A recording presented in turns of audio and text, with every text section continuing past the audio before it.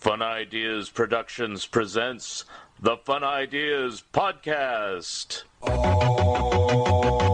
This is the Slow Poisoner. I come to you from the future with these words of warning.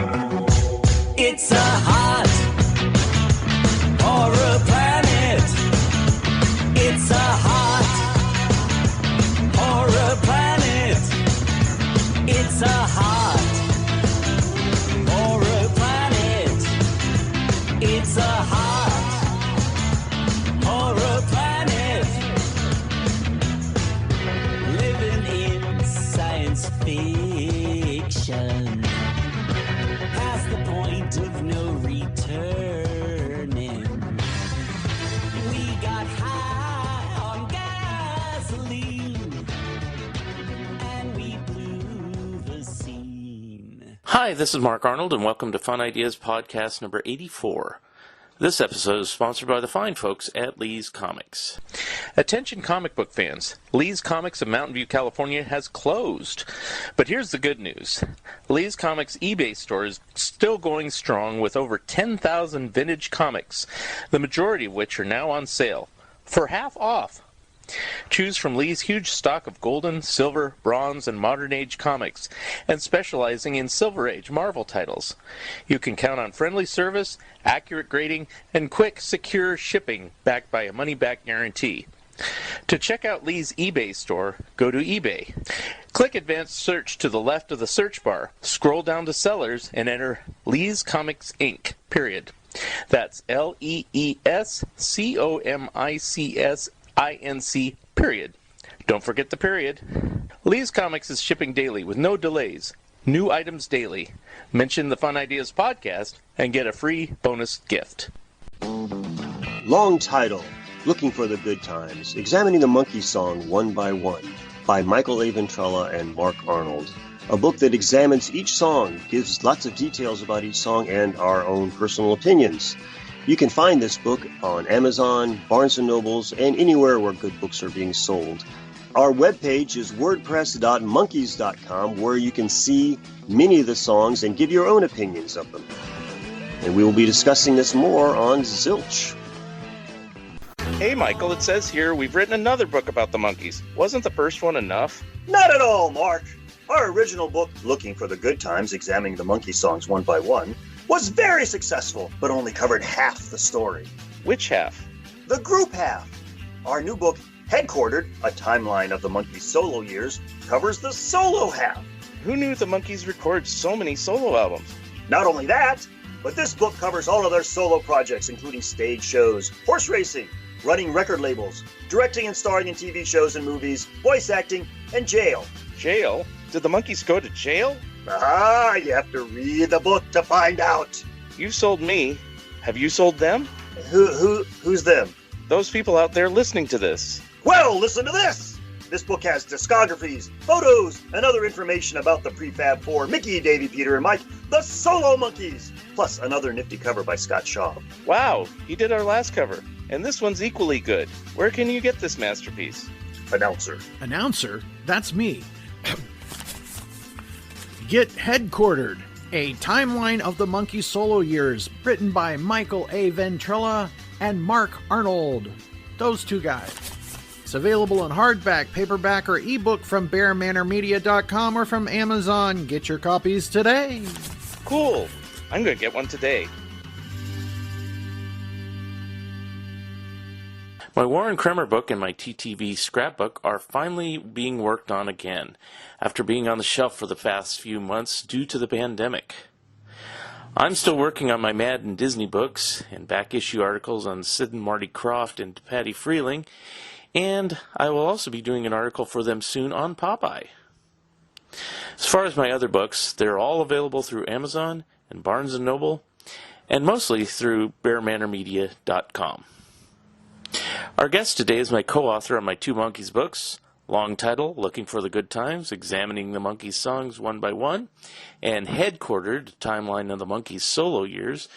But today we're going to talk about one of his books on how to argue the Constitution with a conservative. Here he is, Michael A. Ventrella. If you'd like to see this episode visually, take a look on YouTube. I'll be posting our Zoom podcast there. So, with me today, I have Michael Ventrella. How are you, sir? I'm doing great. Nice to see you, Mark. Okay. So we'll probably talk about a bunch of different things, but I wanted to talk today about how to argue the Constitution with a conservative. Yes, that's one of my latest books. It's one of my nonfiction books, along with the Monkees books that obviously we wrote together. Yes. But this one is a little more serious in some ways, but still very humorous and funny. You know, I wanted to look at the Constitution as the eye of a lawyer, a former constitutional law professor, politician, you know, someone with a political science background who specializes in the Constitution, who's worked with the ACLU. You know, I have some experience. I'm not just some guy writing a book. Let's put it that way. Which is one reason I was curious about it, because people, you know, on Facebook, of course, you know, people always say, well, who gives you whatever? And sometimes you even correct me on certain things. So, you know, I do not profess to be an expert on any of this, but we've all are guilty of being experts in the last few years. Especially with politics. And actually, I should say with science, because everyone thinks they know better than the experts at science quite often online, too, and I feel very frustrated about that. Right. But especially with the Constitution, everyone thinks they know better. It's like, you know, people will go to a doctor and the doctor will say, well, based on my years of experience, I'm going to say that you have this. And so, oh, thank you, doctor. But if I say, based on my years of experience, this is what the Constitution say, everyone goes, no, it doesn't. I go, look, maybe I might know what I'm talking about, okay? People read into it what they want to read into it. In some ways, the Constitution is like the Bible, because some people will read the Bible and they think that their interpretation is the only one that possibly could be made, and anyone else who thinks it differently is completely wrong and an idiot. And some people look at the Constitution that way too, and they're wrong. It's subject to interpretation. Right. So one of my questions was, what is the most frequent misconception? I mean, that might be a lengthy answer, but, you know, overall with the Constitution. Well, I'd sort of tie it to that. The Constitution was written by politicians.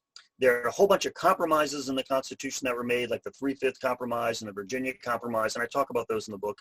And to think that it was done by gods and carved in stone is the biggest misconception that I always have to beat people over the head. Well, the founding fathers wouldn't want this. I don't care what a bunch of slave-owning white rich men thought 250 years ago. What's going to apply now? You know, it's that kind of mindset we have to break more than anything else. We want to live up to the ideals of the Constitution without necessarily being tied to the stupid parts of it. Right. What do you think about people who argue with you, with one or anyone, not just you, but about, you know, well, these are, and I'll use the typical example, this is my Second Amendment rights. It can never be changed, yet the word amendment is a change already. Yes. So. And the problem is people will read into it exactly what they want to read into it. And they'll say, well, the Second Amendment says you can't restrict my guns at all. And I'll say, no, the Supreme Court has said you certainly can. You know, there are reasonable restrictions that can be done. And then they go, no, it doesn't say that. And I go, look, the Constitution says whatever the judges say it says. For instance, up till a few years ago, look, my opinion has always been that the Constitution protects gay and lesbian people because they are people under the 14th Amendment. But until this summer, when the Supreme Court came out with that decision, that wasn't true. So my opinion might have said one thing, but what is true is whatever the judges say it's true. So that's one of the arguments I have to make with people all the time. They'll read into it and say, well, it says this. And yeah, but judges disagree with you, and they're the ones who decide what the Constitution means. I'm sorry, the law says this, even if I disagree with it. So I don't know how to phrase this. I mean, because it kind of demeans the value of a judge in a certain way. Basically, a judge can just change his tune on a regular basis, really, correct? Well, yes, but that's why we have a Supreme Court to make those kind of decisions. The Supreme Court has obviously reversed itself many times. You know, they'll make a decision and then a new court will come in with new members and they'll decide something differently. So yeah, the meaning of the Constitution can change over time too, and obviously it should. What was considered cruel and unusual punishment in 1786 is not what we consider cruel and unusual punishment today. You know, words change, meanings change, and to say we have to decide, we have to base our opinions on what the founding fathers thought. Well, what did the founding fathers think of internet regulations? Mm-hmm. There are things that the founding fathers had no idea about. If you had told the founding fathers that we'd have a black president, their heads would have exploded. The idea of having women in the room as senators, they wouldn't have believed that either. We can't limit ourselves Amish-like to a time that doesn't exist anymore. Right. And that's one of the biggest arguments I usually have with people about one that I always, and I know the answer, but I'll have you talk about it. The one I always see is, and this is, of course, before Biden made a choice. Now he's chosen Kamala Harris as the vice president for the Democrat side. But they said, well, why doesn't he pick Barack Obama to be his vice president? Because Barack Obama could be president again because there's been a 4-year gap, and it's like, no. So what, for those people who don't know, what are the rules for the president?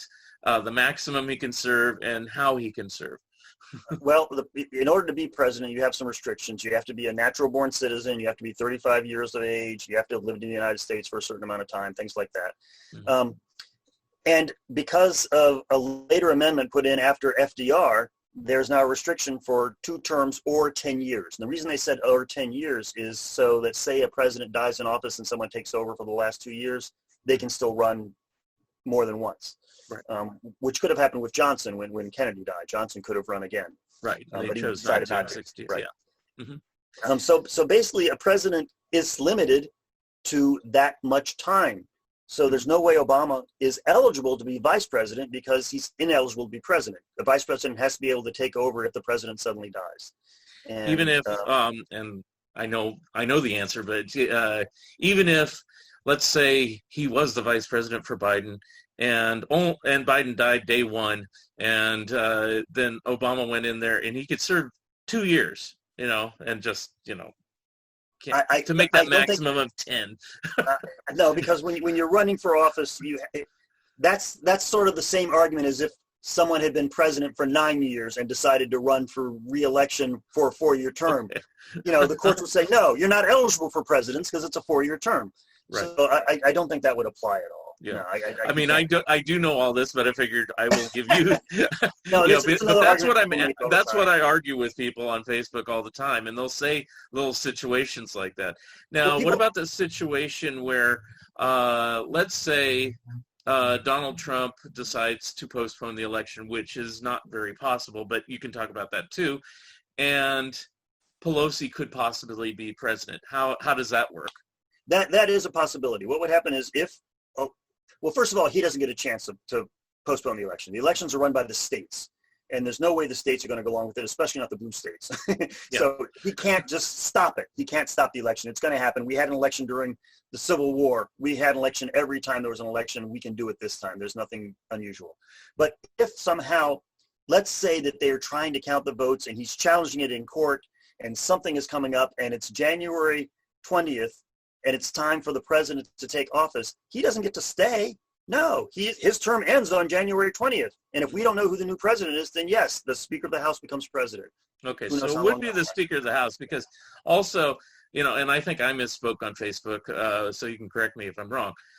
So Pelosi's term actually ends January 3rd, correct? So it would be the Speaker of the House. It wouldn't necessarily be her. It'd be correct. The next Speaker of the House. If they elect a different Speaker of the House, it would be whoever the Speaker of the House is. Okay. But I don't expect that to change. Yeah. And when I said my comment, hey, say hello to President Pelosi, I wasn't thinking about that the term ended on a different date. But, yeah, it does. Yeah. So I stand corrected on that one. Okay. Here's one for you. So since you are a criminal defense lawyer and you are always working with different cases that could arguably, to whom you're talking about, mirror something that Donald Trump is or isn't doing, does this have any effect on your job? Meaning, he seems to be getting away with certain things. And does that make your job harder because that decision has been made about him?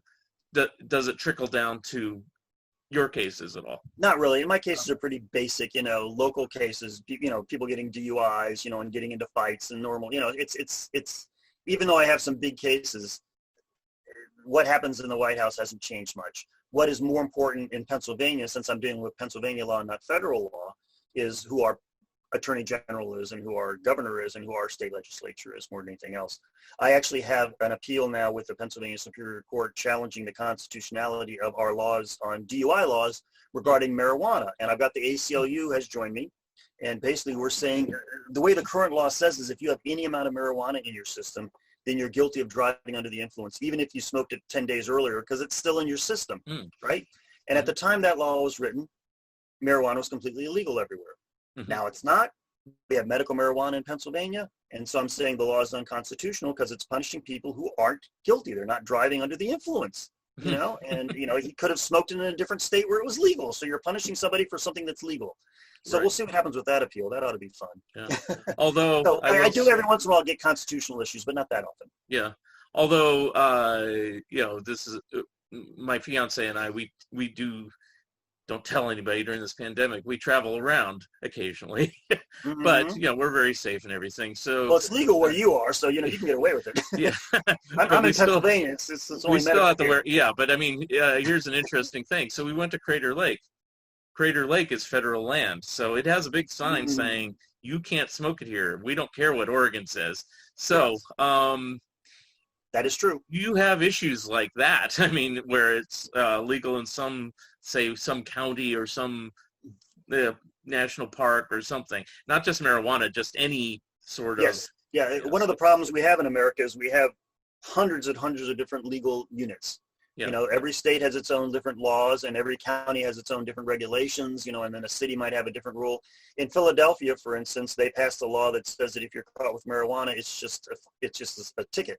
You don't get a misdemeanor like you will every place else, you know. So in a sense, little communities can actually change their laws too. So yeah, you need to know what the law is in your local area. So, okay. There's not much I can do about that, you know. Let's see. What is another one that people ask about? Well, the electoral colleges one. I have a whole chapter. There you go. That's a good one. The electoral college, because I'm always arguing with people about that, and quite often the argument comes down to, but that's what the founders want, which goes back to my main point about who cares what the founders want, you know. It is a completely undemocratic system that we need to get rid of, and I said that long before George W. Bush got elected. You know, this is a pet peeve of mine. The problem is it requires a constitutional amendment. That's very hard to pass. Yeah. So what I and some others people have been doing, and I argue this in the book, is to adopt what's called the Wyoming plan. Do you know that? The idea here is that every state, every district, well, Wyoming is the smallest state. Right. And they have one representative for the entire state with their 500,000 people they have, which is, you know, smaller than Washington, D.C. You know, Washington, D.C. has more people than Wyoming. So what happens is the concept of the Wyoming plan is that should be the basis for all districts. Every district should be around that same size, because right now you've got districts in California. California has much less representation than they should. Yeah. For instance, because they have the largest population, and a voter in Wyoming has like 5 times as much power as a voter in California. Right. So the Wyoming plan would say that every district would have to be this size, which means we would have to add more representatives. And there's nothing in the Constitution that says we can't. Right now it's at 435 members, where it's been since like 1929. So we can certainly add more members to the Constitution, that members to the House of Representatives, since the country has gotten bigger. California would get a whole bunch of new more representatives. Texas would, Florida would, New York would, Pennsylvania would. And that would much better represent the people than the current electoral college. Yeah. So that's one thing that can be done if the Democrats get into power in January.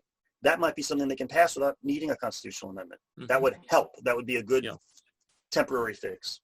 How did that work? I mean, I remember like in the 70s, it seemed like New York had more electoral votes than it does now, by far. Like it was up in the 40s, and now it's like 23 or something. And whereas California was like about 40, and then now it's like 55. So it's like, I thought New York was still more populous, but also aren't they about even at worst? And so that's like is a weird California skew. Keeps growing. People are moving south and into warmer climates away from the north, you know, and that's just the way it is. But the problem is we have limited our House of Representatives to 435, which means that every 10 years we divide the country up into 435 districts. And we try to make them as even as possible. And the problem we can't make it as even as possible is because some places are so small, like Wyoming, that screw everything up. So we try to make them as even as possible, which means some states lose some, and some states gain some. Under the Wyoming plan, we can just say they all have to be at least, 500,000 people in a district. Mm-hmm. And if they get more, they get more. And if they lose, they lose. So it's because we've limited ourselves on how many representatives we have, which we shouldn't do. So that wouldn't take any sort of constitutional amendment. Correct. That's just a bill. They can just pass the bill and say from now on, the House of Representatives is 550 people, and we divide the country up that way. Yeah. What about the recent? Well, it's recent now, but I've heard it many times of making Washington D.C. a state, or at least represented with representation. Yeah, that's going to require an amendment too, because Washington D.C. is mentioned in the Constitution, unfortunately, and that's going to be harder to pass. And the Republicans have been very blatant and honest about it, because they say, but if you do that, we'll get 2 black senators. So they're letting their racism show very clearly on that one. And Trump has actually said that. So don't expect it to happen as long as the Republicans are in power. And the other problem is that they still have to get 3/4 of the state to agree for any constitutional amendment. And a lot of these states are not going to allow Washington, D.C. to happen. Yeah. The only way it's going to come about is some sort of compromise they can come up with, and I'm not sure what that would be. Yeah. What about all the other territories that we have, Guam and Puerto Rico and everything like that? That would be the same situation?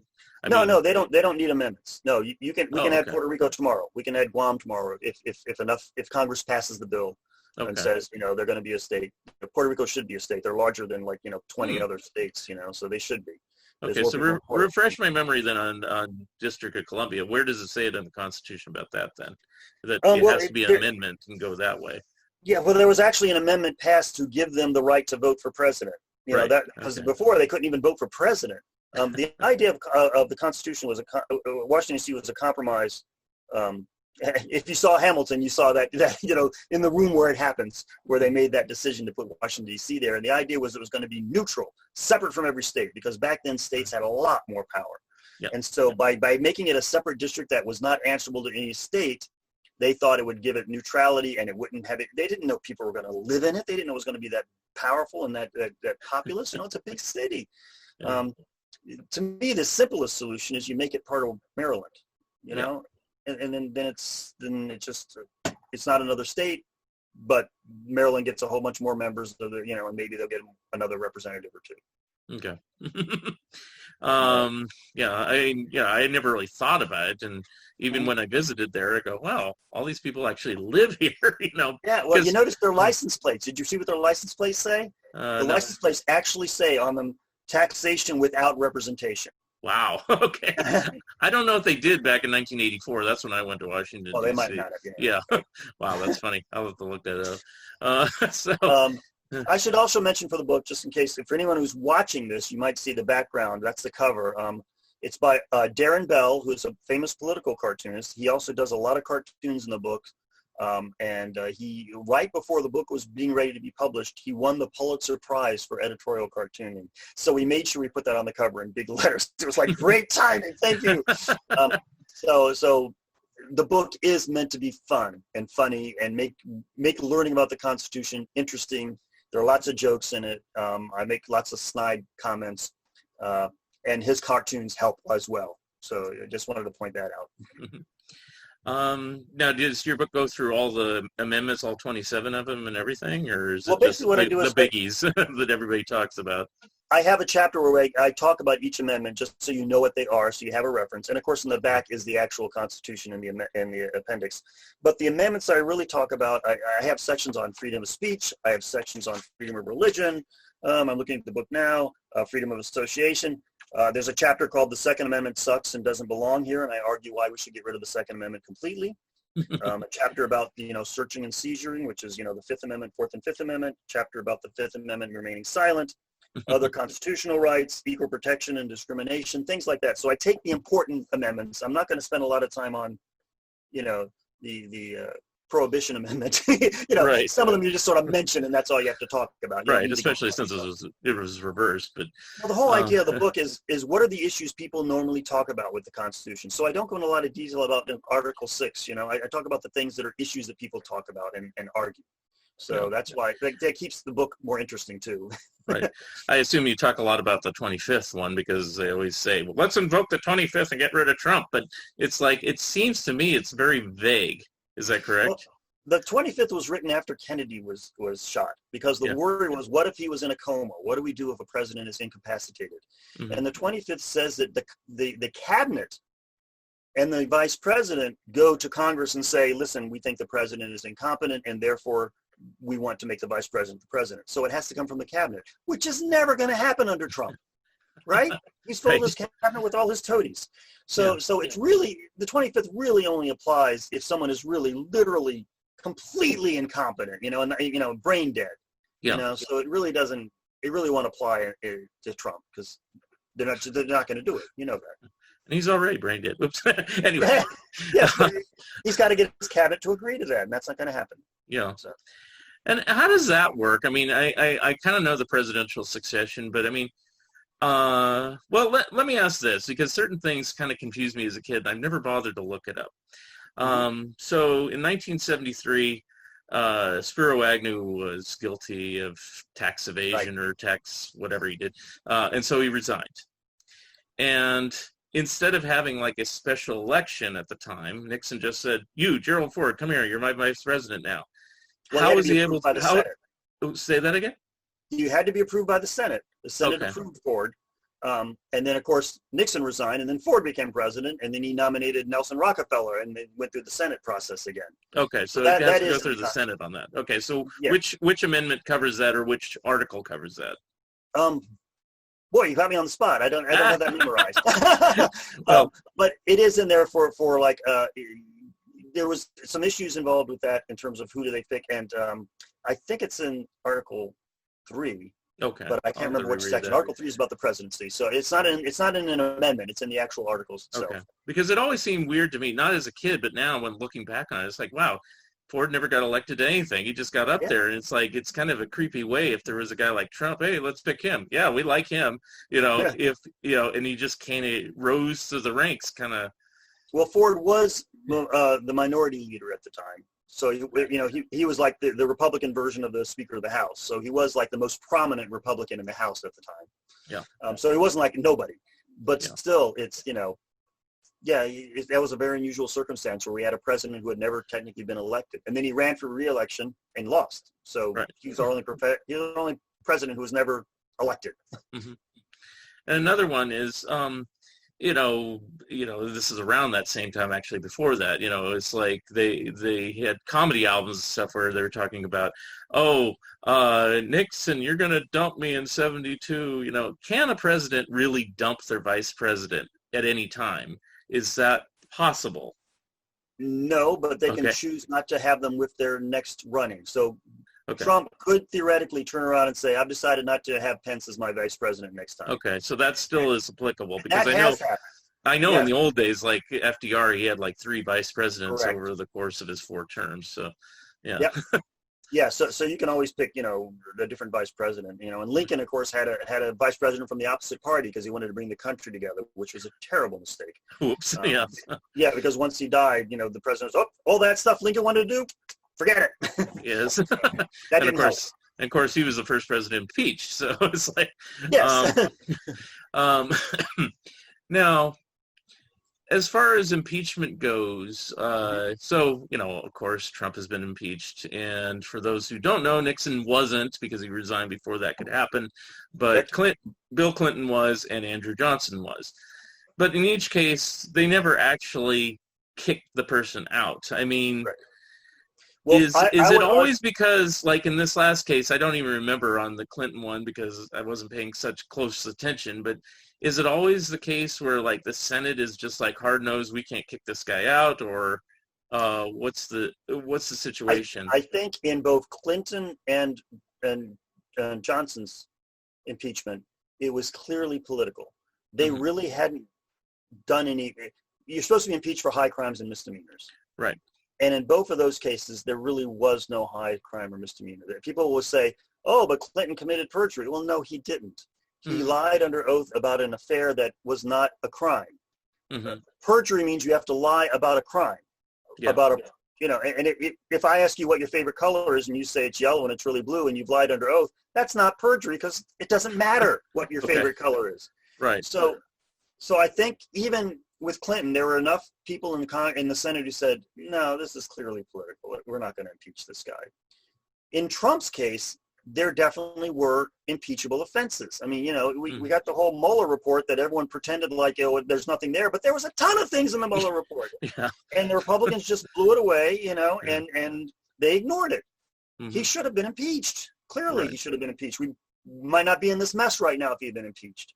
Right. So that's a little bit different. That one, to me, of all the impeachments, Nixon's, he would have been impeached, and he should have been if he had stayed in office. And Trump should have been, but the other two were political, I think. Because Nixon, looking back on it, I wonder if he could have beaten the odds and just been stubborn, just like Trump is, and just said, "Well, impeach me, see what I care." And it could have dragged out till 1977 when he would have ended anyway.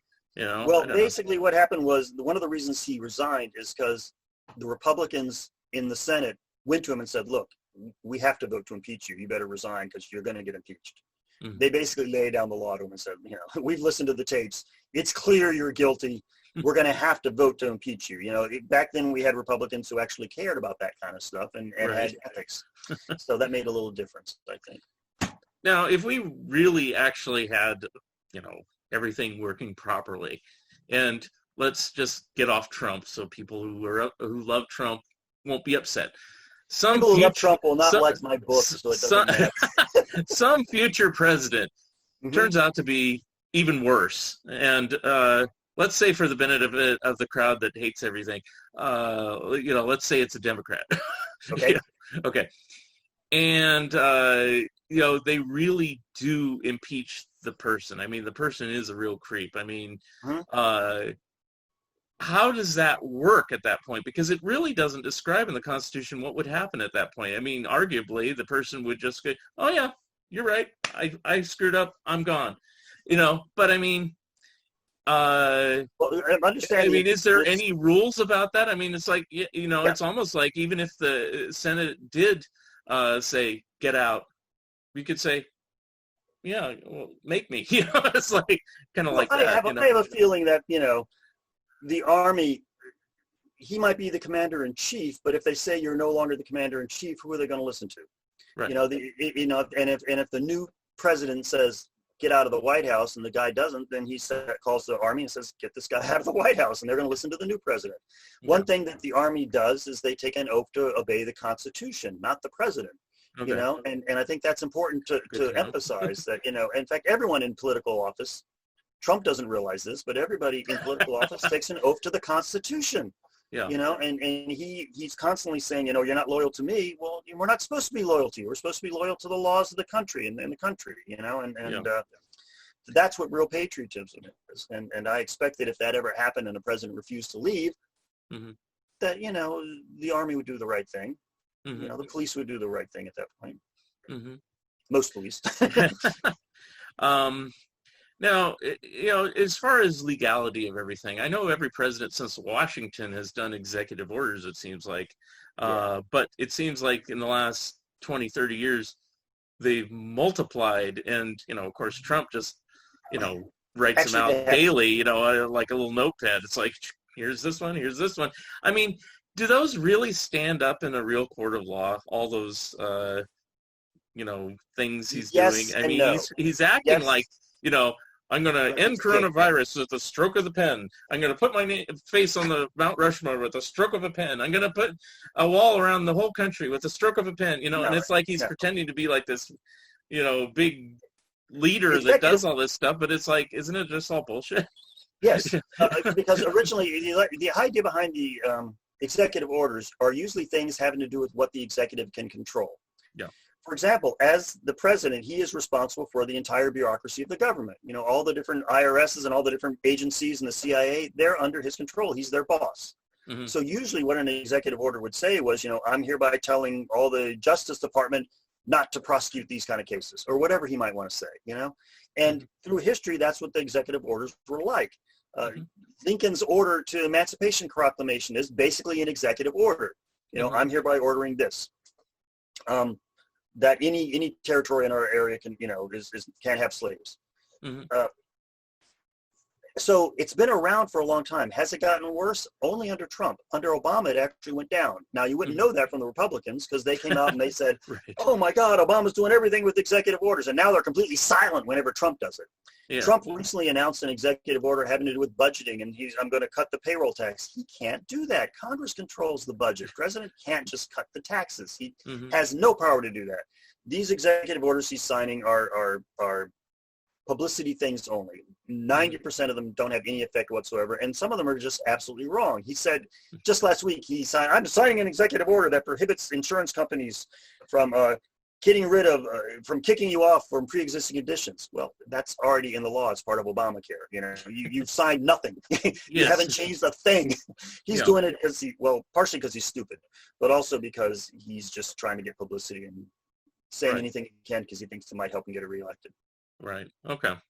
Yeah, so what happens with all those things? Because he's used all these nice little folders, and he has like some sort of pre-typed document, which seems like a monumental waste of time to whomever's creating these things, so he can do his little jig-jaggedy signature on. It's like some of them have an effect, and partially what he's mostly having an effect on is not necessarily the executive orders, but who he appoints.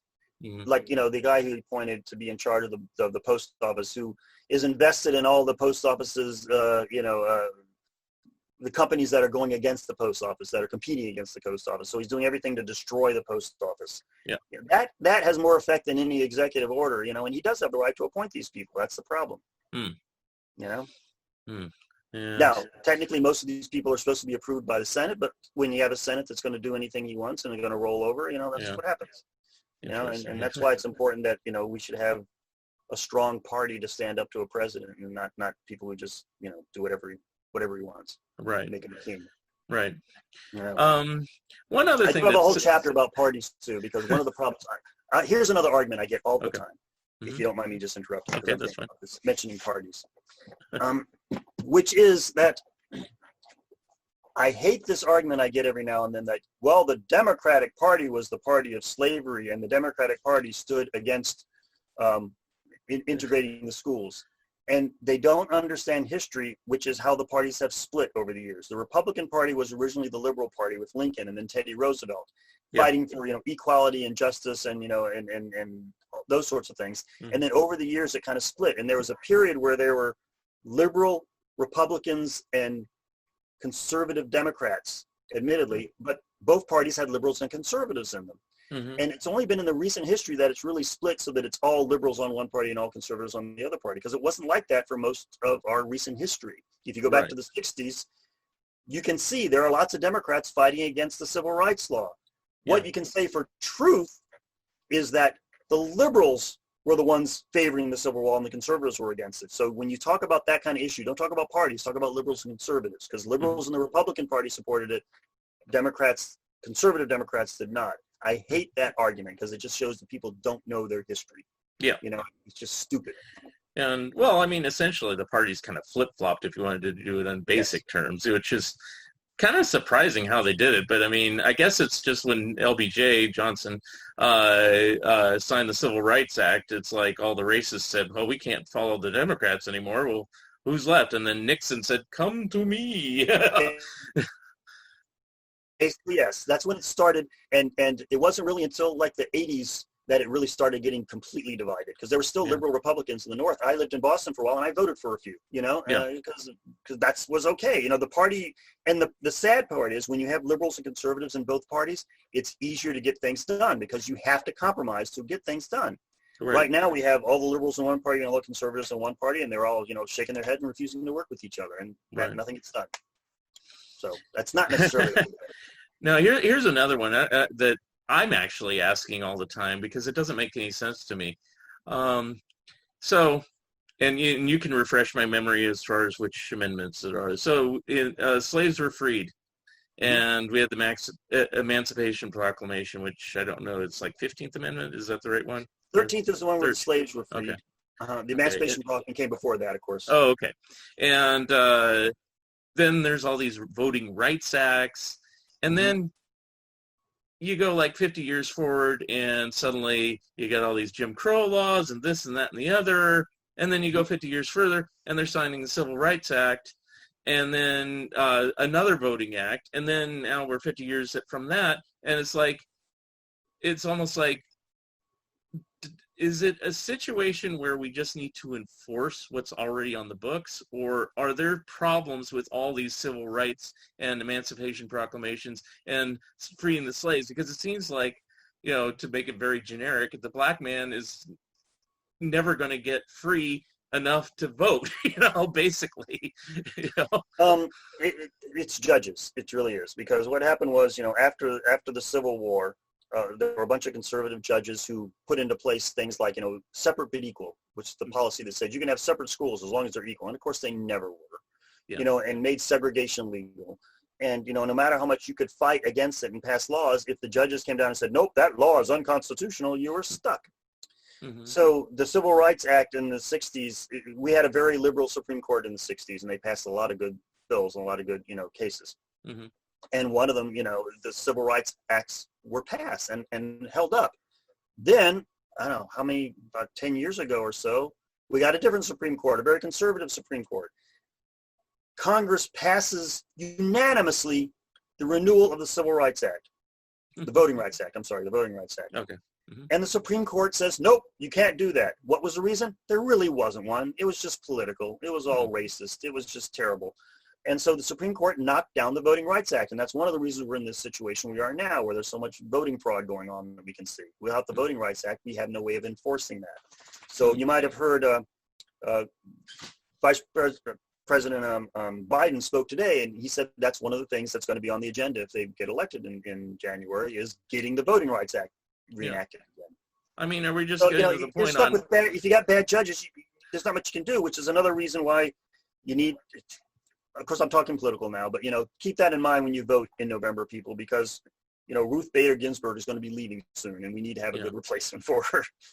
I mean, is this what we have to look forward to, this continual ping pong? Because, I mean, we basically had for 30 years, 8 years Republican, 8 years Democrat, 8 years Republican, 8 years, with a couple of 4-year in there. But, in general, it just goes back and forth. And, well, here's the problem. Here's the problem. Well, there's a lot of different problems. If you look at presidential elections since Bill Clinton, the Democrats have won each one by the popular vote, except one, which is George Bush being reelected, and that was very, very, very slim margin. So the American people want the Democrats in power. The Republicans are winning because of the Electoral College, because of gerrymandering, because of all the tricks they pull to try to keep people from voting, fighting against mail-in ballots. Closing precincts. I mean, it's all over the news. They change. They make it harder to vote. They make it so that you have to have certain IDs in order to vote. They're doing everything they can to make it hard to vote because they know if everyone votes, they lose. Yeah. So until we can correct that, we're going to have a government that doesn't represent the people. And this is an important issue that I say in the end of the book. I talk about this. People sometimes, the government has moved so far to the right that moderates look like crazy leftists. Yeah. I support Medicare for all. I support legalized marijuana. I support women's right to choose. I support equal rights. I support gay rights. All of these things, free public education for colleges if you're poor, taxing richer people. All these things, if you look at the polls, are supported by the majority of Americans. These aren't radical ideas, but the right and Fox News has managed to convince a lot of Americans that anyone who stands for those things are crazy leftist, crazy people, when actually the rest of the world has done this for years and have no problem with it. Yeah. And that's part of the problem. We got to grab the flag and say we are the majority, and we represent the people. But until we can fix the electoral system, Also, the other issue I should mention is financing for elections. The fact that anyone can spend a ton of money of their own and you don't have to know where it comes from to elect somebody is terrible. Right. And that's another thing that the Supreme Court did with their Citizens United case. They allowed that to happen. So, until we can get rid of all these terrible people who are trying to keep the majority of us getting what we want, it's going to happen. You're going to be, the history of the world is a history of people with power making sure that the rest of us don't get it. You know, we constantly have to fight it. Every advance we've made in civil rights has been fought. No one gave it to us. Yeah. So, you know, going on that score, and as far as getting things to change, I mean, you said Biden already said, I'm going to put the Voting Rights Act arguably again on the agenda, you know. What about things that they're not really constitutional, but somehow they're the law of the land, like, correct me with the correct terminology, but it's something about the Fairness Doctrine that was repealed in 1987 or something? Yeah. People don't quite understand the Fairness Doctrine. The Fairness Doctrine was passed, I got to back up a bit, and I talk about this in the book as well. Okay. The government cannot censor the media, right? Yeah. But when it comes to over-the-air, radio and TV, there's a limited amount of frequencies. So way back when television was getting big, they said, well, we have the right to regulate the air because we want to make sure, you know, there's only so many frequencies and we license you. So if we're going to license you to have this frequency, we get to say what you can do. And one of the things they had was the Fairness Doctrine, which said that you got to give equal time to both sides, you know, blah, blah, blah, blah. This never applied to cable because cable is not limited. So that's why HBO can show X-rated movies, you know, or R-rated movies anyway. Yeah. And that's why Fox News can say whatever the hell they want because the First Amendment allows them to do that. It's not regulated. So honestly, if we brought the Fairness Doctrine back, it would only apply to the networks, but MSNBC and Fox would still be able to do whatever the hell they want. So really the Fairness Doctrine is not that big of a deal as people think it is. Okay. If you brought it back, it would only affect a few networks, and that's really not a big deal anymore. So I don't want a Fairness Doctrine on cable. I don't want censorship. Yeah. You know, I don't want the government telling me what is right and what is wrong, which is another reason why I'm also against people who say, well, we should make Nazi symbols illegal. No, we should make nothing like that illegal. I don't want the government deciding what we can say and what we can't say, and especially not this government. Yeah. Well, what about groups like the KKK? You know, it's like, I mean, some people argue that, oh, that's a terrorist group, so we can get rid of them. But I mean, it is arguably free speech. I mean, so the whole idea what is correct, or is it again just what a judge says? Well, the whole idea of the First Amendment is we have to protect speech we hate. Nobody needs to protect speech we all agree with. Yeah. You know, if we don't, you have to protect speech you don't like. And if you start saying, I'm going to allow your speech and not your speech, then my speech is going to be next. They're going to come after me next. Right. So we've got to make sure that everyone's speech is protected. That's different from action.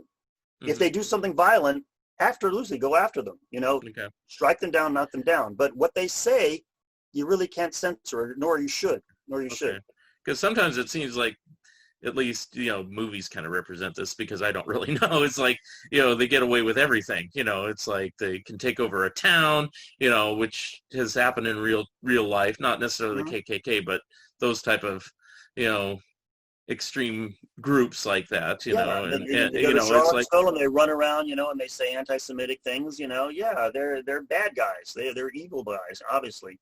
But they have the right to do it as long as they don't commit any violent acts. Now, that's one of the problems with what bugs me about the current administration is these Nazis can go on march and no one says anything, and then people peacefully protest police brutality, and the cops come out and beat them up, which just, you know, is ironic in a sense. So that's the difference. Yeah, that's the difference. Okay. You know, it's they're peacefully protesting. People have the right to peacefully protest, even if I hate them, you know. So if the Nazis want to protest, let them.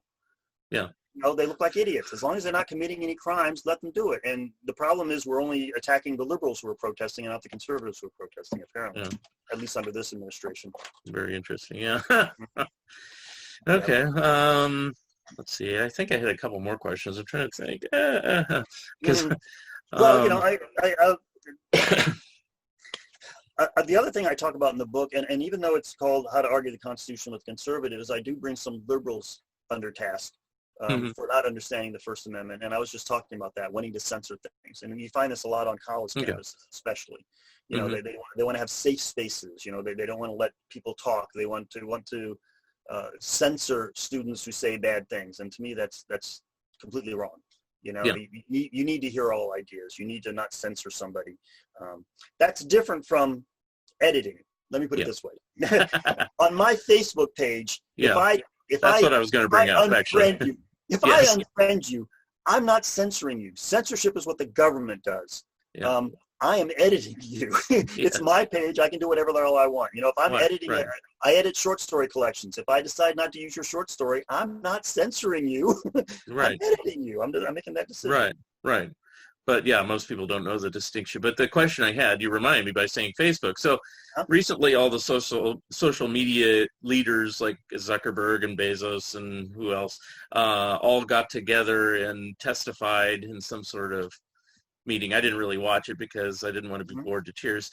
So basically, does the government, since you're talking about, the fairness law only applies to network TV, doesn't apply to cable, what applies, if anything, to these social media things, including TikTok and all the junk that's in the news and everything? Nothing, or not really? I mean, they can't.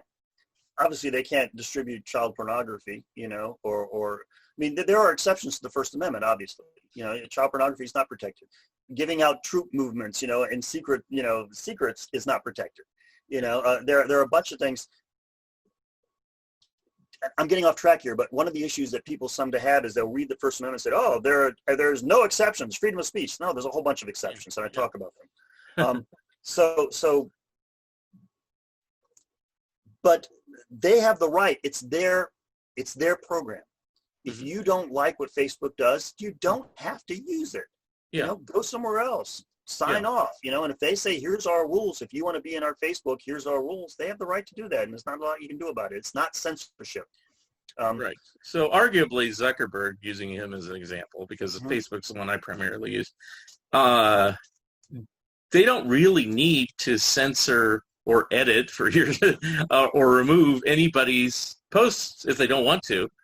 Right. They're just doing it because they feel obligated to to save face, as it were, correct? Partially it's publicity, but also people like me, if they didn't reduce that kind of stuff, I'd say, I'm not going to come here anymore. I'm going somewhere else. It's a good business. That's what I meant. Save face, meaning, it's good public relations, to keep kind of a sort of face that you're having some sort of semblance of normalcy or whatever, I know you're a big Disney fan.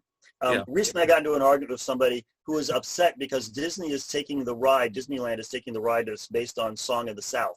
Right. And they're going to make it based on a Princess and the Frog instead. Right. Which fits, it's a swamp, they can basically, the ride stays the same. They just change some of the, images and themes of it.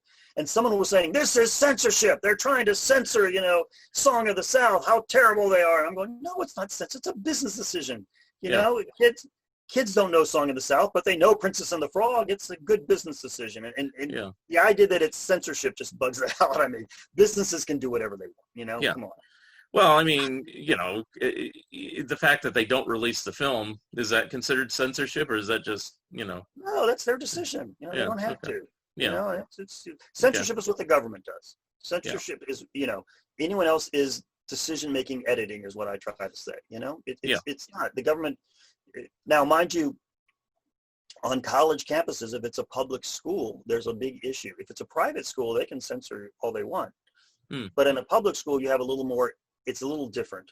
But, they can decide who to invite in to give speeches or not. It's up to them. But sometimes students object, and they can protest. I think students should have the right to protest if the school invites somebody they don't like.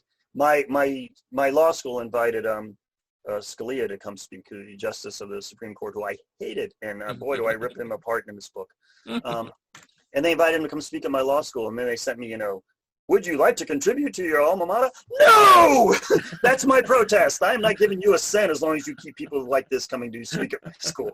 That I can do, but they have the right to invite him if they want to, and I have the right to say I'm not going. I have a question about an amendment that never passed, and recently there was just enough states to say, this is okay, but there's issues behind that and stuff like that, because there is a deadline. It's the ERA, Equal Rights Amendment. So what's the deal on that? Why was there a deadline? Why are these other states backing out? And it's like, can it be passed or no? What's the deal? Well, the problem is they have the right, when they pass it, when Congress passes it, to put a deadline on it. Okay. And they did. And then some of the states didn't pass it in time, so it failed. And now some of the states are still trying to pass it, even though technically the original amendment had a deadline. So as far as I'm concerned, it probably is dead. Okay. They would have to reintroduce it and have the states repass it again, Okay. in my opinion. Okay. Now, at the same time, some states are arguing we don't need it now, and in a sense, they're right. Because what happened was when the ERA was first written, it was back in the days when there really was a lot of discrimination. Women couldn't hold certain property, they didn't have many rights when it came to divorces, all kind of stupid things, which have now changed. The Supreme Court has come down and said, the 14th Amendment protects women. You can't discriminate against women. Right. The only discrimination we really have at the current time has to do with if we ever bring a draft back, only men are drafted. But that might change too if a draft ever comes back. So that's kind of an irrelevant issue. Yeah. So in some ways, we don't need the ERA. The advantage of the ERA is symbolic, if nothing else, and it also prevents another Supreme Court from coming down and saying, no, women aren't mentioned, and changing it back. Okay. So in a sense, it'd be nice to have it. I would like it to be passed. Right. But I don't necessarily think we need it right now. Okay. Now, let me tell you an interesting story about deadlines, because what happened was back in the early days, James Madison proposed 12 amendments. 10 of them passed. So those were our Bill of Rights. One of the amendments that didn't pass was to prevent Congress from passing its own pay raise. Yeah. So what happens is Congress could not pass its own raise. It would have to apply to the next Congress that comes in. That never passed. Yeah. Back in the 80s, some student noticed that, wrote an essay about it, and his teacher gave him a C. And he was pissed. Yeah. So he went around to all the states that hadn't passed it and got them to pass it because the original thing did not have a deadline. Yeah. So that is now our 27th Amendment. Right. That was first passed in 1789. Right. So it took 200 years or so to pass that amendment. And that's where my question came from. It's like, why did that not have a deadline? And the ERA did, but you explained, they can put a deadline on it. So yeah, okay. they have a right to in the bill. So they did. So Madison forgot to, whatever, Yes, basically. Okay. So I think that's a clever story. We've only had 27 amendments, and one of them. Was right, and I remember when that passed because I was in college at the time, and it just kind of came out in the news, and I said, "Wow, that's weird." What other ones are now? Are there other ones that are that way that haven't passed yet, but they still could, or is everything pretty much? There's nothing too close. I have a whole proposal. I have like 7 that I think should be passed in my book that I proposed, including. Yeah, but I mean more like the 27th one that actually was proposed, and just over time they just haven't gotten enough interest or. No, not that I can think of. Okay. No, there's nothing out there right now that's pending as far as I know. Yeah. So now, if there's a movement to do any sort of new amendment, I mean, how would it start? Because I mean, I don't. The last true amendment, I guess, would be the 26th of lowering the voting age to 18. I'm too young to know what that was. Why I know why it was done, because you could fight, but you couldn't vote. And but. How does that start? Does it start on a grassroots level, or does it start with the president, or who tends to start these type of things? I think grassroots really have a lot to do with it. People start, bringing it up in states, and some of the states pass, proposals. We hereby ask Congress to pass this amendment, and then Congress has to pass it first, and then it goes all to all the states, and it needs 3/4 of the states. So that's a lot. It's not that easy to get. It's not like a 50% thing. But yeah, Congress would have to pass it. But yeah, I would like to see the Electoral College gotten rid of. Maybe when this new Congress comes in, if we get a Democratic Senate, that might be on the agenda. But once more, I don't think it's going to pass 3/4 of the states. That's the problem. Yeah. And then, what was my other question? Shoot, another question about amendment. Oh, yeah, the obvious one. So I always contend that a lot of right-wing people.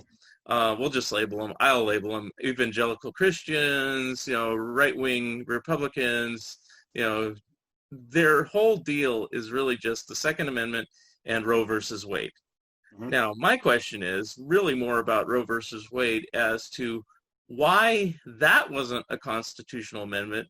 Could it be a constitutional amendment, or does it matter? And if it matters, can that be overturned like as easily as everybody thinks? I know that's a lot of questions, but Yes, a different Supreme Court could turn right around tomorrow and overturn Roe versus Wade. They could say, nope. If they do overturn Roe versus Wade, then it pretty much goes back to the states, though. So some states could make abortion legal, and some states could make it illegal. which is what we had before Roe versus Wade, and poor people who couldn't afford it went to back alleys, and they couldn't afford to travel to a state where it was legal. So yeah, a different court could change it. Now, as far as the Constitution, one of the problems with abortion is that science changes, and the viability of a child can change. And so therefore, in my opinion, the law should change as science changes. The problem with most of the anti-abortion people is they believe that, life begins at the moment the man says your place or mine, which is ridiculous, and there's no science to support that. It's all based on religion, which doesn't belong in our laws. I do have a whole chapter about religion too. Let me tell you, boy, that's part of our problem is, part of the problem we have in America is the evangelical Christians trying to force their religious laws on us, which is why we had so much trouble getting gay rights passed and gay marriage passed, and abortion we're still fighting, and all that kind of crap. So there's not a good answer to that. I don't know if you could write a constitutional amendment saying we hereby claim that abortion will always remain legal, because then you have to define when. Because even people who support legal abortion don't think you should be able to abort the day before the baby's born, right? None of us think that. Yeah. So that's the problem, is where is the line drawn? And that's the whole issue. Because when it passed, I was 5 years old, so I didn't really, and I didn't even know what an abortion was till years later. It's like, but and I always find it amusing. It passed when there was a Republican in the White House, Nixon. Of course, he's considered very liberal compared to what we have now. But compared to what we have now, But I mean, did he have anything to do with it, or one way or the other, or is it just the time? No, it's just a case that went to the Supreme Court, and basically someone was challenging the illegality of this, and the whole argument for making it illegal is based on religion. It's not based on science. And so the Supreme Court said, no, you can't make this illegal. It's a woman's right to choose. It's her body, at least up to a certain point. Okay. So it was a good Supreme Court decision at the time, obviously, but it wasn't unanimous. And since then, they've cracked away at it left and right, as you know. They've knocked a lot of it out. Yeah, I mean, I have a friend of mine who said, who's a lot younger than me, and she says, "Wasn't this already decided?" And it's like, but you said earlier, these things can always be overturned no matter what. It's like, because things change, science change, like you're saying, times change. Back in the 70s, the Supreme Court found that the death penalty was unconstitutional everywhere. No death penalty whatsoever. 10 years later, a different Supreme Court came back and said, no, it's okay.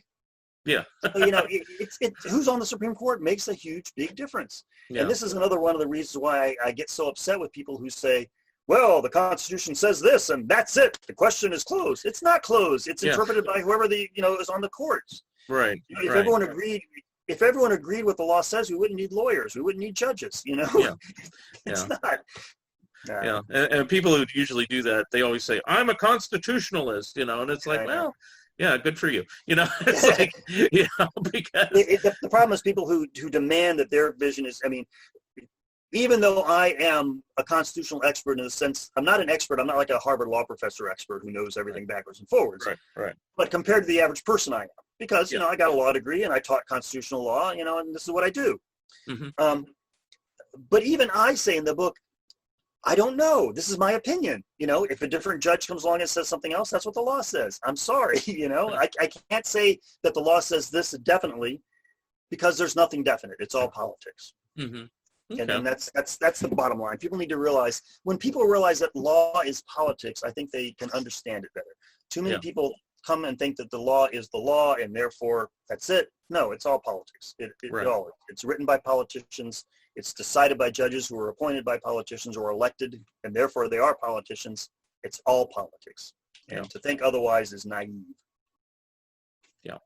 I wanted to go back on one thing you were talking about, again, freedom of speech. And you said there are certain things you can't say, at certain situations. Is there like any place, because it's certainly not in the Constitution, that delineates what that is? No, that's what decisions are about. The thing about the Constitution is the Constitution is an outline. It's like the foundation for a house. Here's what our goals are, and then all the laws underneath the Constitution try to meet that goal. Okay. If you know what I'm saying. So no law can go against what the Constitution says. But there are lots of exceptions. The Constitution says freedom of speech, you have the right to freedom of speech. But then, like I said, there's all kind of exceptions. One of the exceptions is called the time, place, and manner exception. You have the right to speak, but you don't have the right to go into the middle of a courtroom and give a speech, at any time you want. Right. You don't have the right to stand on your street at 3 a.m. with a loudspeaker and bother the neighbors. There's limits on you can't yell fire in a crowded theater, that old one. Right. Yeah. So there's limits on speech. There are all kind of exceptions that are reasonable that existed even before the Constitution. Libel and slander are not protected, for instance, those kind of things. Yeah. Which is why I get so bugged when Second Amendment people go, the Second Amendment says this, and that's it. There can be no exceptions. Yeah. And yet they'll agree with all the exceptions to the First Amendment. So, it's like, oh, get it. Yeah. And it's true you can't really libel or slander a dead person. That's correct, too? That's correct, yes. Okay, I just wanted to confirm that because so if a lot of people say, what will so-and-so's estate say if you write this? And it's like, I don't care what they say. No. I have a novel with Mark Twain and Teddy Roosevelt and Harriet Tubman, and I just use them all. And I do whatever you didn't hear from any of them? Huh? I didn't hear from anyone. It's now trademarks, that's different. Yeah, but that's not a person. Right. The estate can you can't sell T-shirts with the image of Marilyn Monroe on it without her estate, for instance. That's not the same thing. Yeah. But you can't slander a dead person. No. Yeah. I'm just trying to think. And famous people there's an exception for famous people too. The more famous you are, the more you put yourself into the public domain, the more you understand that these kind of things come with the property. With your fame. Mm-hmm. So if you're, a famous rock star or a politician, people are going to slander you left and right, and that's just deal with it. Sorry. Yeah. So sorry, Trump. Yeah. Well, that's why sometimes you'll see famous people suing for slander in England where they don't have a First Amendment. Because they can win in England when they can't win here. Interesting. Okay. Mm-hmm. Yeah. I'm just trying to think of different situations I've been in over the past few years on Facebook before it became this big argument clinic, it used to be. I do my best to get rid of the crazies on my, Yeah. And I'll admit in the first part of the book, I say this book is for arguing with reasonable conservatives, and there still are some out there. Yeah. But certain Trump supporters, no matter of logic or facts, are going to change their minds. So don't even try. Just give up. Yeah. But there are plenty of traditional conservatives who are reasonable. Mm-hmm. They're just not in power right now. Right. Okay. That means everybody vote anyway. Yes. But well, I guess that's all the questions I have about that. You want to talk Monkees or something else? Whatever you want. It's your show. I will mention. Let me just give a quick, push. Book is available on Amazon, anywhere else, or you can go to my webpage, michaelaventrella.com. Mm-hmm. It's fairly thin. It's fairly cheap. It's meant to be a quick and easy read and a fun read. You should laugh at it. And there's been some, if nothing else, read some of the reviews on Amazon and you'll see that's what they say. So. Very good. Yep. I just wanted to point out and I put this on Facebook earlier. So I get this magazine all the time. It's called. Oh yeah, they put your ad in there. Great. Yeah, and they put 2 ads actually. So there's one in the. Since I'm on TV, I can show this stuff. So it's like they had one on the inside cover, and then they put one on the back cover, and the back cover has our book right there. Well, it's kind of hidden because your background is messing it up now, but that's okay. Let's put it. It's just like you have to hold it in front of your face, I think, is the way you make it work. Yeah. Yeah, I don't know. Anyway, you'll see it on Facebook, but so headquartered is on there. So I know we've been on Plastic EP show and stuff like that. It's like, have you gotten any feedback that you haven't seen on Amazon about our book? Not really. Just on the Monkees pages every once in a while, someone will make a comment about how they like the book, on some of the Facebook pages. It's also nice when you can make a comment on one of these Facebook pages for the Monkees fans, and they know who you are. It's kind of cool, So, you've gotten that too, I'm sure. So that's kind of nice. But no, it's not like Nesmith and Dolans have called me or anything. Yeah. Like, how did you know I broke my leg in 1996? Yeah. But the closest I've gotten was Mike laughed at a joke I posted one time on Facebook. So that's right. You told me that was. That's cool.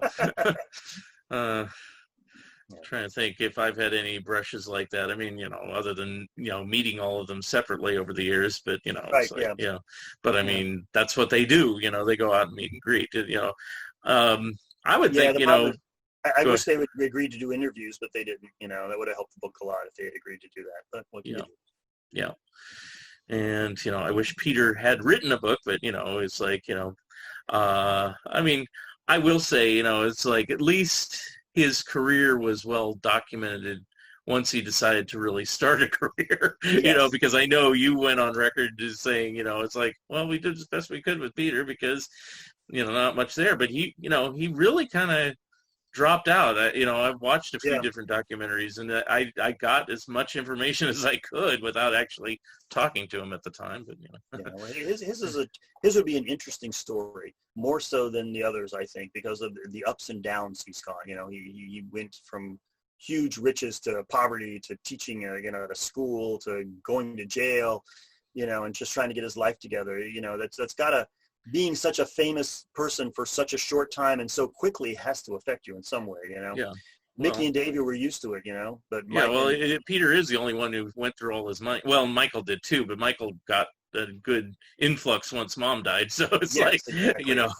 But yeah, Peter really spent all his Monkees money, and that was it, and it's like, he had to, bounce back eventually, but the other two, I didn't even put this in the book. I found out Mickey's mom actually put all his money in a trust. I don't think we put it in there because, oh, okay. So that's why he really didn't have to do TV shows and, could do things like Keep Off My Grass and stuff because he didn't have to work at all if he didn't want to. He had the money put aside. He was still getting royalties, and he was doing fine. But he liked to create and he liked to do it. I'm sure he would have rather been acting than, doing some of the other stuff he was doing. Yeah. But it's come around, it's good to see that they're finally getting the recognition that they should have gotten now, and so I'm happy for them both. Yeah. But I still find it fascinating that, I actually put the mask on and went to Barnes & Noble today, and they're getting magazines again. And there'll be a magazine devoted to, say, Led Zeppelin, and a magazine devoted to Blondie, and a magazine, of course, of the Beatles. But never a Monkees one. It's like, it just seems like, Well, we might be biased because, we're fans, where the average person wouldn't care that much. It's I can imagine people going, why isn't there a Kinks one? I'm a big Kinks fan too, but you don't see books about the Kinks very often either. I mean, I've got a couple. There's always going to be a fan group that doesn't understand why everyone doesn't agree with them. Yeah. But I always thought, the natural time, unfortunately, is when Davey and Peter passed away, to cash in, but it didn't happen, especially when Davey died. I was shocked, there's a People magazine. That was pretty sudden, that's the key too. Davey's was unexpected, whereas Peter's was we kind of knew. It was going to happen sooner or later. Yeah. And it's like, I guess they won't get the respect of a Time magazine, even though, Time put John Lennon and George Harrison on their covers at the time. So, so I don't know. Well, I don't want to put the Monkees in the same category as the Beatles. I'm sorry. Right. I'm a big fan, but, when John and George died, it was a much bigger. True. And I'm sure when Paul and Ringo go far off in the future, 35 years from now, it's like,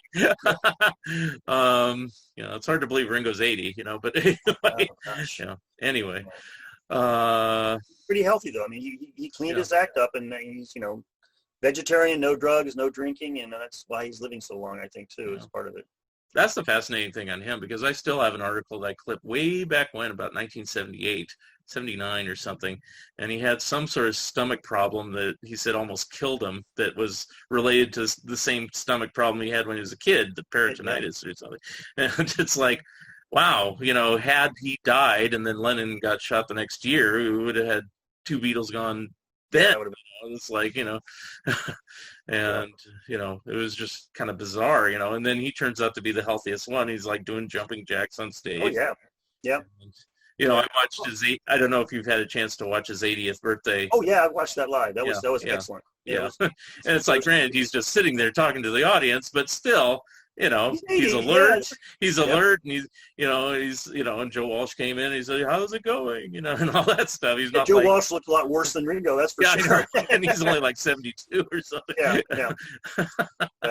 No, Ringo and Paul also is, obviously a vegetarian, been for many years. Yeah. But I think Paul does, smoke a lot, and that can help him. Even though it's only marijuana, it's still not good for you to smoke that much. You can still get cancer from it. Right. I think he has cut back, but I don't know. I mean, I'm not in his personal life, so I really don't know. I mean, the one thing going back to the Monkees with, this is that Mickey, even though he has a great singing voice, he realized as he got older, he needed to get, training, whatever on his voice just to keep it in shape because, when you're in your 20s and 30s, you could just belt it out and scream and, you might get a sore throat, but then a week later you're fine, But when you're in your 70s, it's like you got to protect that thing, It's like, hopefully he learned and I hope McCartney has learned that because he was on his voice Saturday Night Live 40th anniversary a few years, and he did Maybe I'm Amazed, and I was like, I was cringing. Quite a few times.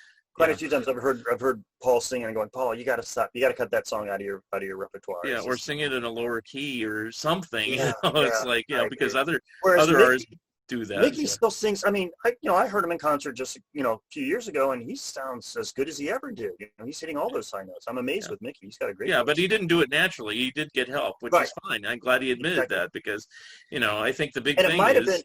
It might have been from Nielsen, who's a good friend of Mickey's, because Nielsen, as you know, really threw his voice out. He smoked too much. You listen to his last albums, and the voice is gone. There really is. Yeah. And it's very sad to listen to some of those albums and hear that voice gone. Well, especially if you listen to A Touch of Schmielsen in the Night, and then Pussycats. Or Do It on Monday, and just you listen to those raspy voice, and it's like, oh, where did Nielsen go? He didn't take care of it. So, yeah. Oh, well. Yeah, but I have heard Paul sing somewhere else more recently, so maybe he has gotten a coach to help him out because he sounded a little bit better than he had. On the albums.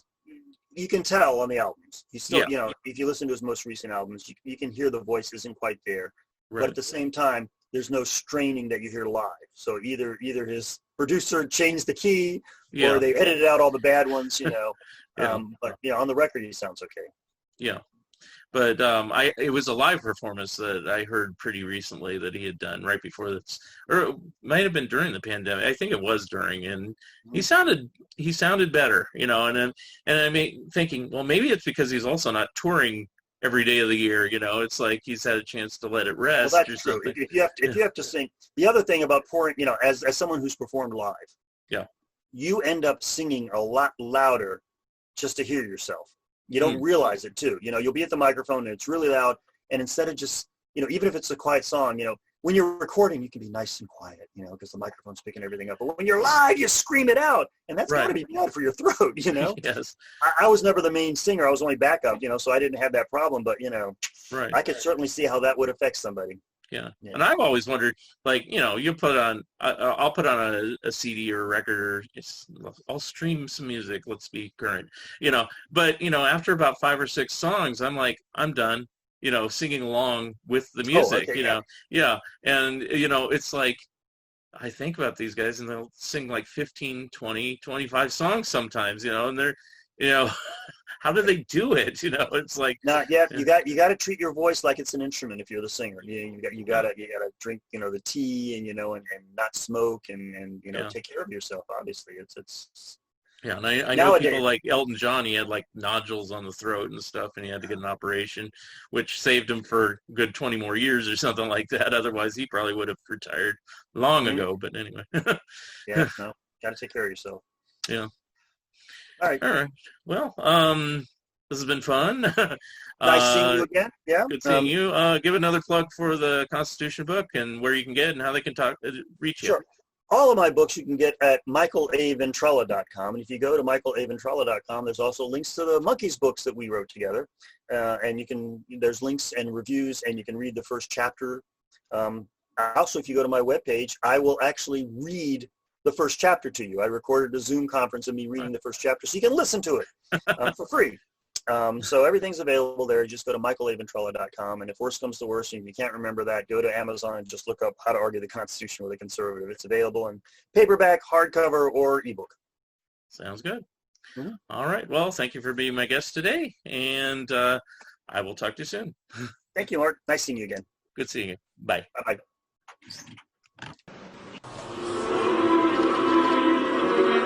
2020 was the first time kids asked, but why? And we didn't have an answer. As the world scrambled to fight COVID-19, the mental health of our youngest generation has been overlooked. Wanting to change this, we have created Monster Dance, the first multimedia picture book for children about life in the time of the pandemic, and give families the opportunity to provide an uplifting tale for the little ones in their lives. For this, we've assembled the mightiest of teams. Beloved illustrator Guy Gilchrist, author and Madeline Editions founder Eva Liu, physician and co-founder of Donate PPE, Dr. Karen Tsai, and acclaimed actor, and on this occasion, your narrator, Dennis O'Hare. Monster Dance follows Maurice, an endearingly melodramatic dog, and Charlie, an artistic little girl, as they grapple with a world that's suddenly gone topsy-turvy. Available through Kickstarter as both a hard copy book and an enhanced ebook, Monster Dance is helping children better understand and overcome their coronavirus fears. Thanks to your support and pledges, we will be donating copies of the book and PPE masks to hospitals around the world.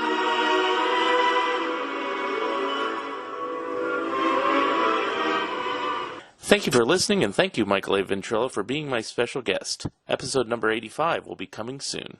If you would like to comment and or be a guest on this podcast, please drop me a line at funideas.mark@gmail.com.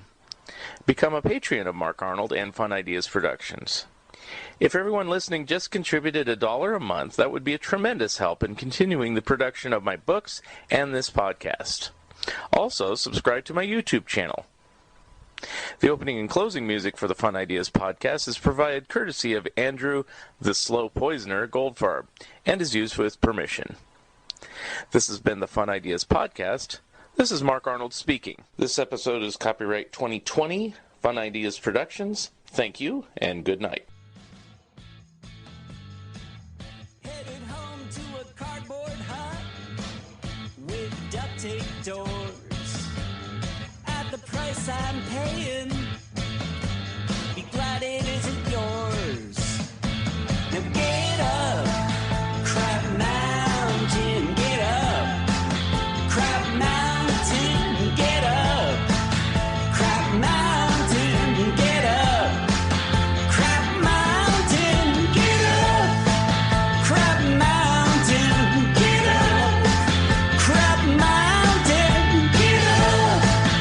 That mountain of crab. And don't fall back. Don't fall back. Don't fall